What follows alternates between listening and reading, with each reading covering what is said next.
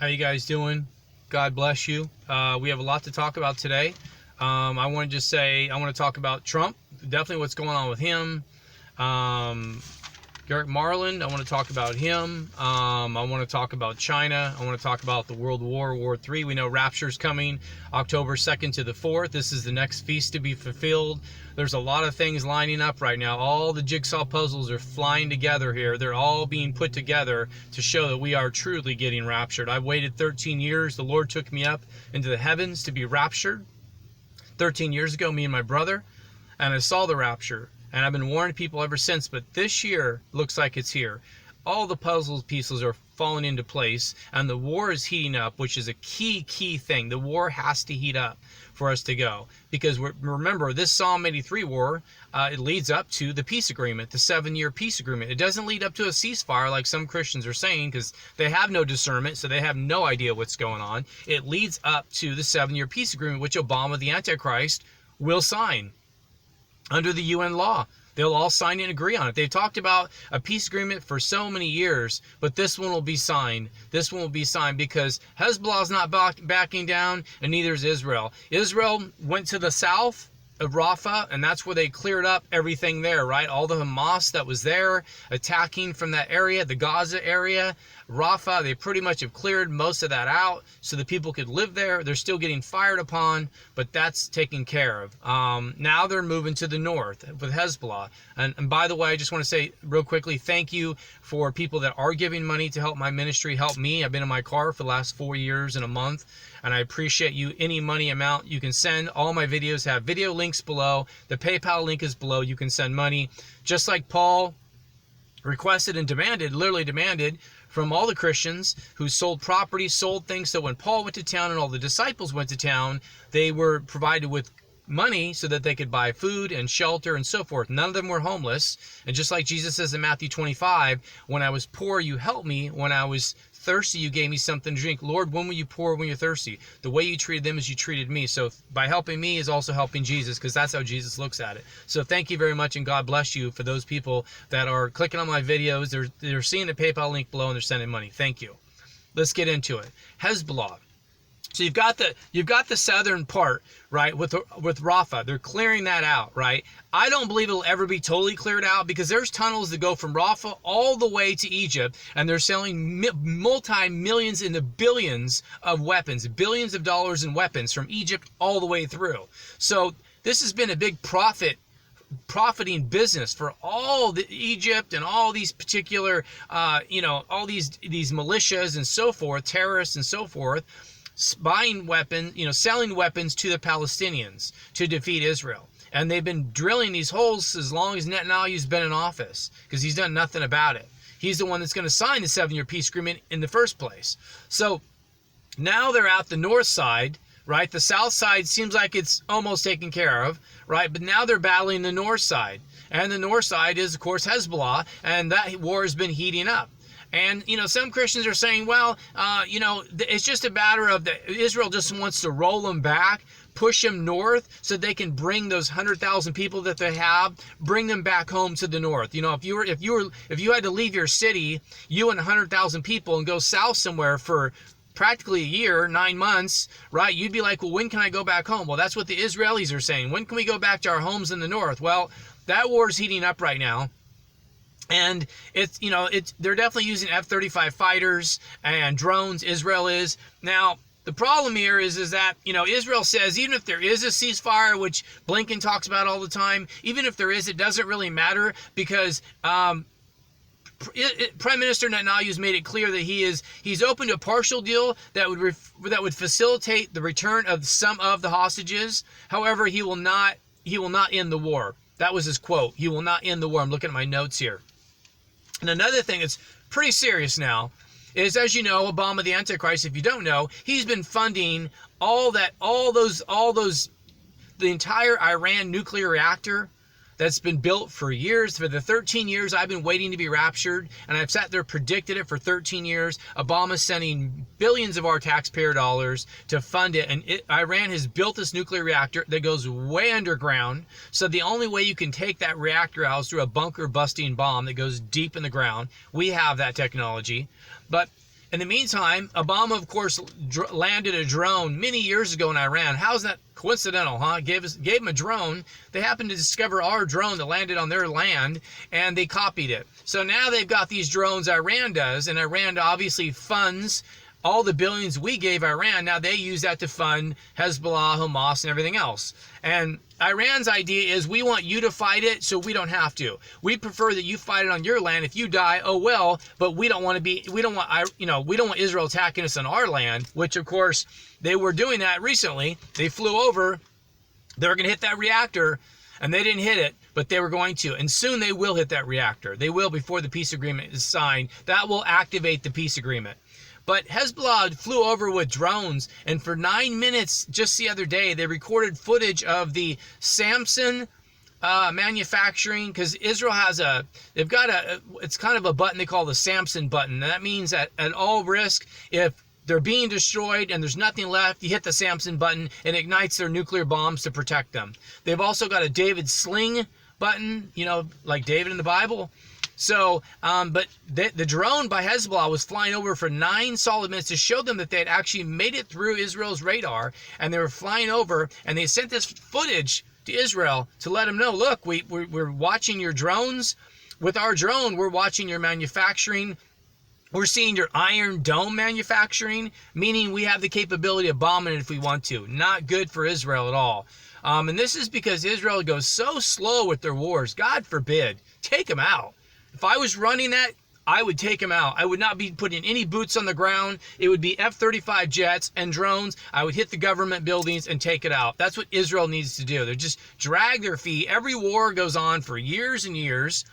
And this one's heating up, though. And that's what it should. If we're going to be raptured in like 3 months and a few days, October 2nd to the 4th, the next Feast of Trumpets, then things should be heating up right now. And they definitely are. They definitely are. So, and the world across is really fearing that World War III is going to break out, which they're right, because Russia is really building up big time. Russia's condemned Israel. They used to be in agreement with Israel on, you let us know if you bomb anything as to where you're going to bomb so it doesn't hit our soldiers, because Russian soldiers are in Syria.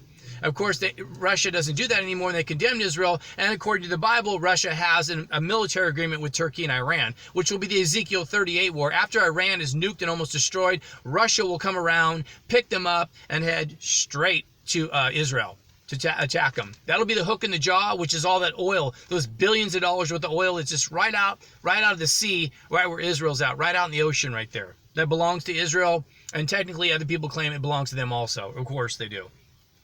But I'm looking at my notes here of other things going on here. That was really important. The Beirut airport, Israel just discovered that Hezbollah is storing all these weapons under the Beirut airport. See, this is why the Bible says the Damascus airport, Damascus will be a heap of ruins in the morning. Why? It signifies 2 things. One, Israel is like America. We only strike at night, because most countries don't have radar and they can't see anything. So we just strike in the middle of the night. That's what Israel generally does.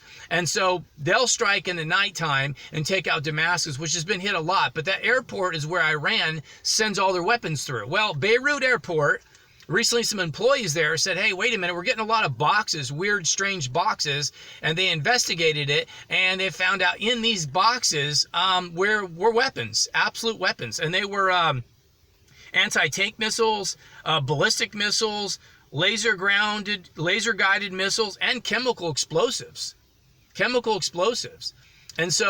And that's why when it caught fire, not that area, but another warehouse had caught on fire, that had exploded because there was chemical weapons that Iran's been trying to track and use.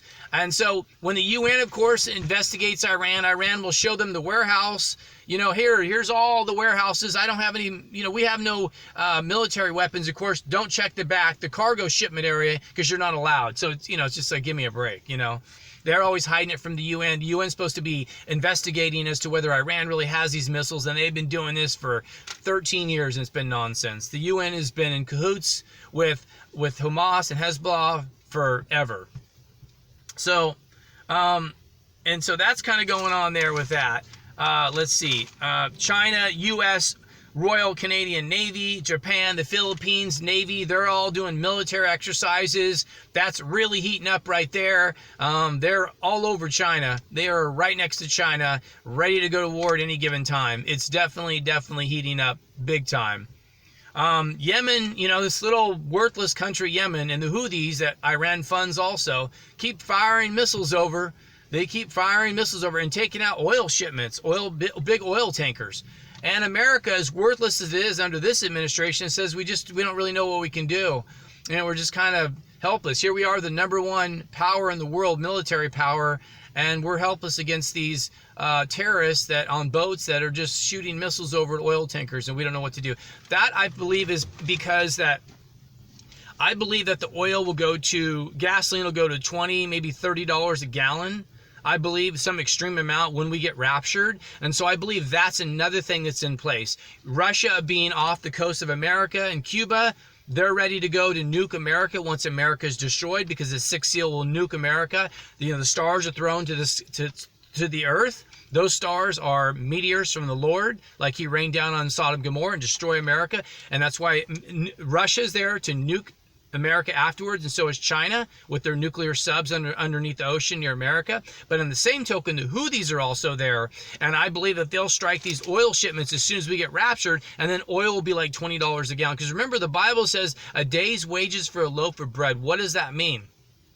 That means is, say a day's wages is $100 right now. I don't believe it's 200. Some article said. I believe it's 100.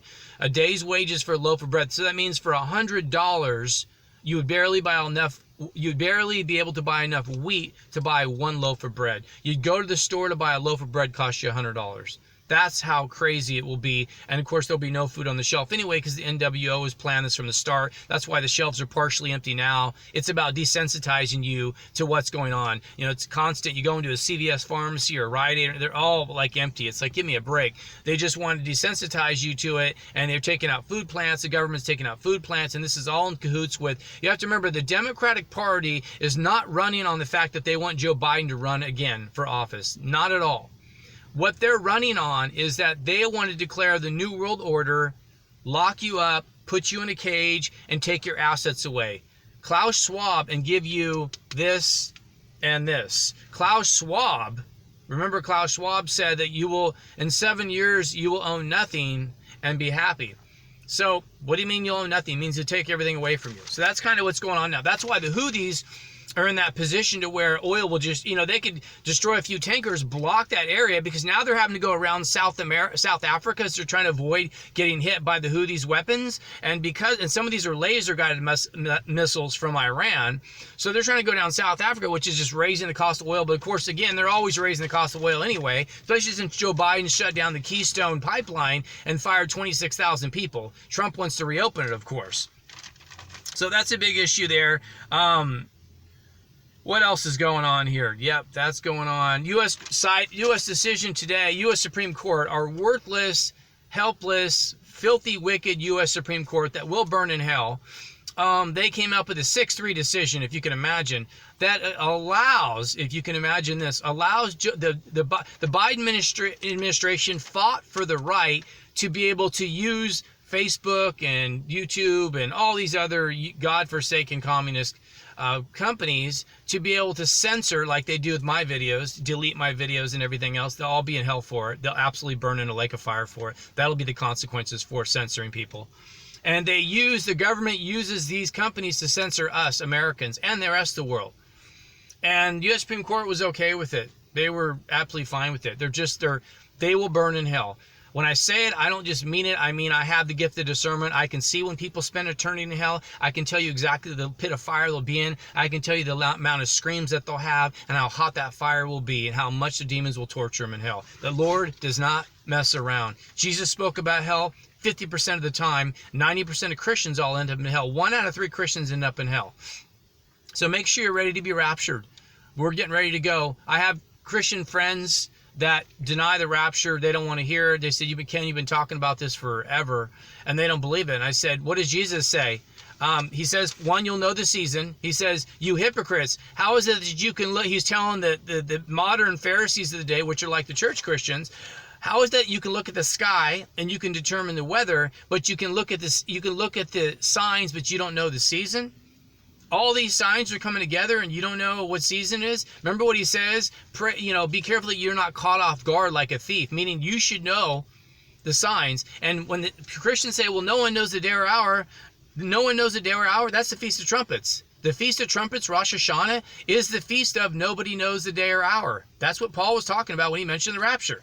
No one knows the day or hour. But Christians that are ignorant and foolish quote it all the time, and they have no idea what they're even quoting. Yeah, that's the Feast of Trumpets. Yeah, that's the last trumpet. Listen, I tell you, mystery, at a flash, at the twinkling of an eye, at the last trump, the trumpet sounds, the dead rise first, and we who are alive are caught up together in the clouds to meet the Lord in the air. Thus will always be with him. Therefore, encourage each other and comfort each other with these words. Why would he say comfort each other if you're going through the tribulation? He tells you to comfort each other with these words. So that's going on with that. U.S. Supreme Court is just a joke. We're still waiting on the immunity thing with Trump. It's kind of tricky with that situation. I'm not fully understanding what's going on yet to get a firm decision on that. You know, my gosh. Let's see.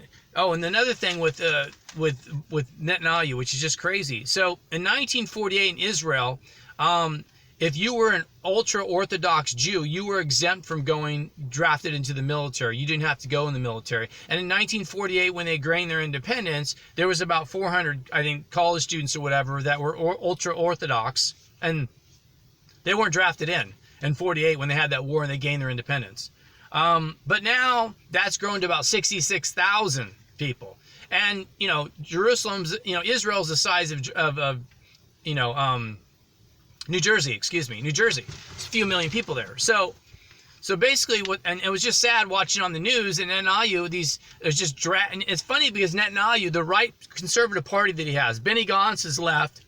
He's left. So all he has is the right conservative party, right? The leftists have kind of gone, but the right conservative also ultra-Orthodox. But you can see him on the news dragging these people. I mean, soldiers are going up and grabbing them by their face, dragging them, beating them, and taking them in the draft. That's what Obama's trying to do right now. They've already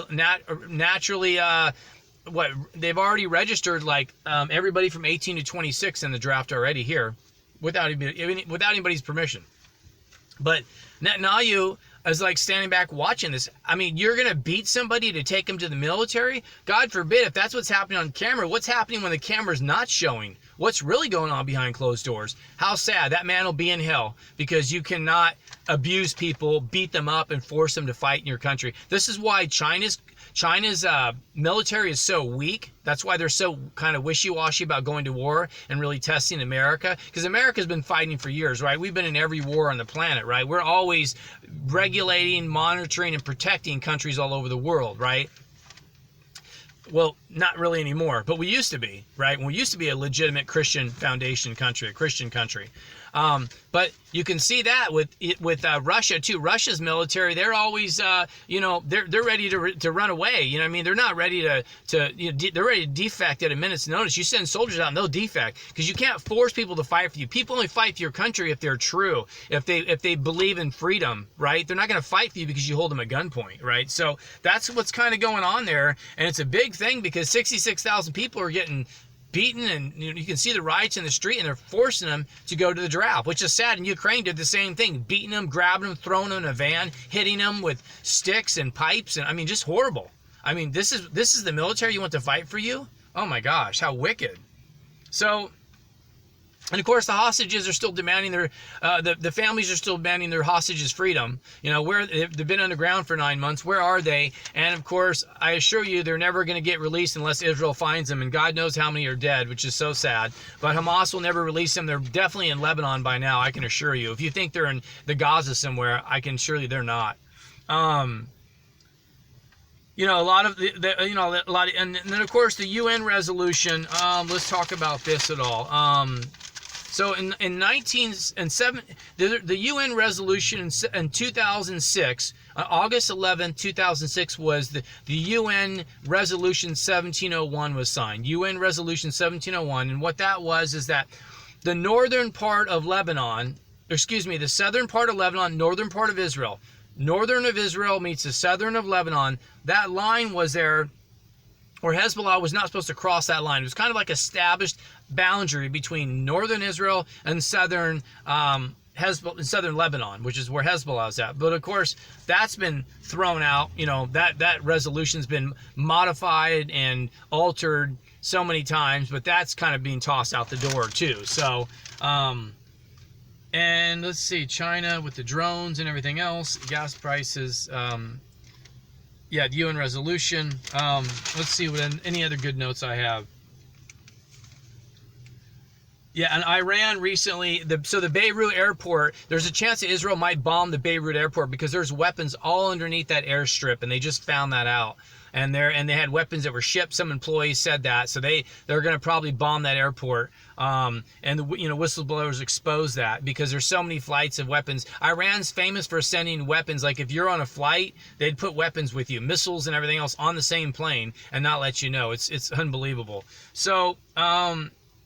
And of course, we know that we are, as of right now, as of Friday, Merrick Garland may be arrested, the Attorney General. Remember, I told you they did a contempt of court, and then Paulina Luna, Republican Paulina Luna, Anna Paulina Luna, she passed out the votes, everybody, and there's an old law in our Constitution it's 1796 law, I believe it is, that says you can do an inherent contempt of court. So contempt of court, they had to pass a vote. They won by 208 to 207, 208 votes to 207. So because Merrick Garland refuses to give the tapes over, the audio tapes of basically Biden spilling his guts, exposing everything because he's senile, and probably exposing all the things that Merrick Garland's been involved with, and the Department of Justice and FBI. It's obviously a cover-up going on here that Merrick Garland wants to protect him, but he's been calling these people, obviously extortion and coercion. You're calling people to say, don't vote for me to go to jail, and you're Attorney General. Wow, what are you, threatening him or something, So, but by Friday, if he doesn't turn the tapes over, because he says he wasn't, he will go to jail. What they do is they put another vote up, which is just so retarded, one more vote for the inherent contempt of law. They already had a vote of contempt of law, but another vote is whether he gets arrested or not. And hopefully that passes, and then the sergeant at arms will go arrest him and put him in jail. Probably won't happen because it seems like Republicans can't ever arrest any Democrats. I don't know what it is with the Democrats. The Democrats seem to arrest everyone else, but Republicans can't seem to arrest anybody. They're just been all paid off by lobbyists. They're not Christians anymore, and they're all just corrupt. You know what I mean? So it's just with these tapes and everything, it's just pure corruption. Unbelievable. Our Department of Justice is crooked, ran by Christopher Wray, who Trump appointed, because Trump has no discernment. I'm like, Trump, you should have called me. I would have told you. And another thing is, our Department of Justice, our FBI, our CIA, they're all corrupted, just corrupt through. One of the things Trump wants to do when he gets back into office, if he gets back in office, I'm really worried he's going to go to jail July 11th. I mean, we still have Andrew Bailey filed that lawsuit on behalf. He's the Attorney General of Missouri. He filed that lawsuit to sue New York. I'm hoping the other states will get their act together and file lawsuits also, so that the U.S. Supreme Court, our worthless, useless, wicked Supreme Court, U.S. Supreme Court, can actually look at the case, because this is ridiculous. I mean, Trump's due process was violated. The judge is a Colombian illegal immigrant that Michael Bloomberg, the communist mayor of New York, ex-mayor of New York, appointed. He happens to be hard on white crime. He's such a racist. Hard on white crime, but other than that, he's easy with everyone else. And so, naturally, of course, he goes after Trump. It's a fake, phony jury. 98% of the jury already hates Trump, and they wanted to get off the case. It was all, the venues in New York, right, surrounded by minorities and Puerto Ricans that are too ignorant to know what the heck is going on anyway. These aren't Christians. These are ignorant fools that just want to, gosh, he's white, let's put him in jail. That's half this racism. It's like with OJ, right? Oh, he's black, he's innocent. Did you even look at the evidence? So no, he had no due process. They didn't let him interrogate witnesses. They told the jury, it doesn't really matter what he's guilty of, just figure it out of all these. I mean, it was a misdemeanor that turned into a federal charge that the statute of limitation already ran out. This is an old misdemeanor that ran out that he couldn't even go to jail. There was no crime involved in the first place. It wasn't a crime what he did. By giving Stormy Daniels money, he can give anybody money. It's not a crime to do that. He didn't use any political money to do it. They can't prove it. He never did. So it's all just a big joke. But I am worried about Trump because they want to put him in Rikers Island and they want to have him executed. And that's the Democrats' way of preventing him. And so, that's why I'm really hoping that other states will sue because, Juan Merchan, this illegal Colombian immigrant, this man will burn in hell. This judge gives money to the Hillary Clinton Foundation, badmouths Trump, and his daughter, who's a complete communist racist, she badmouths Trump and gives money to the Hillary Foundation. She's very outspoken. And these two, he's the one that was the judge that was appointed to look over Trump, to run the Trump trial. This corrupt judge. So, God bless Cannon, Judge Cannon. She's doing a great job with Alvin Bragg and Jack Smith and all that corruptness. And that case should just be, that's being indefinitely extended because Jack Smith's so corrupt. And who appointed Jack Smith? Well, Merrick Garland again. Merrick Garland did it again. Here he is appointing Jack Smith out of all the people to appoint. It's just unbelievable, the corruptness. But these people all, as I live and breathe, every knee shall bow and every tongue shall confess before the Almighty God. Everybody will give account to the Lord. And I pray for you. I just thank you for sending me money to help me get out of my car. I really want to get out of my car. I'm tired of not being able to sleep. I'm tired of not being able to eat, cook any foods. Being harassed by cops and people. It's a rough life living in your car. Let me tell you, 4 years and a month. And my twin brother's still sick, and I ask that you continue to send money, and God bless you. And we'll pick up with the news when it continues, and God bless you, and God bless Israel.